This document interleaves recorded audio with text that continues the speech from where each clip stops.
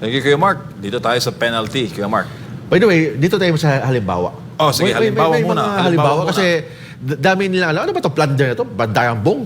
Number one, ang halimbawa ng plunder, misappropriation of public funds. So, nag-misappropriate ka ng public funds. Pangalawa, tumanggap ka ng kickback. Komisyon. For example, congressman ka, humingi ka ng 10%, humingi ka ng 20%, humingi ka ng 30%. May iba dyan, advance pa ang kalahati bago mabigay. So, yun. Receiving kickbacks, receiving commission, receiving gifts or share sa mga proyekto na yan. O sa mga, and another, yung tinatawag na illegal use of government contracts. Mga government contracts, illegal use, mga franchise, mga permits.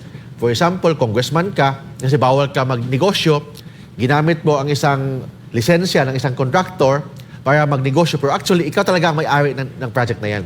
So, ang contractor, hinira mo lang ang kaniyang permit, pick-up permit, tapos nagbigay ka ng certain share sa contractor, pero actually, ikaw talaga ang totoong contractor. Ginamit mo lang ang pangalan niya as dummy. Yan. Illegal use of government projects, government contracts, franchises, or permits. Yung tinatawag na illegal acquisition of shares of stocks. May shares of stocks ka sa isang company. Illegally, may dami ka pala. Kasi hindi ka pwedeng nakalagay dyan. So, pwedeng girlfriend mo, pwedeng kapatid mo, pinsan mo, kaibigan mo, ginawa mong dami in that shares of stocks.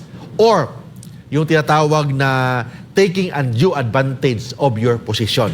Yun ang mga example or halimbawa ng pandarambong or plunder.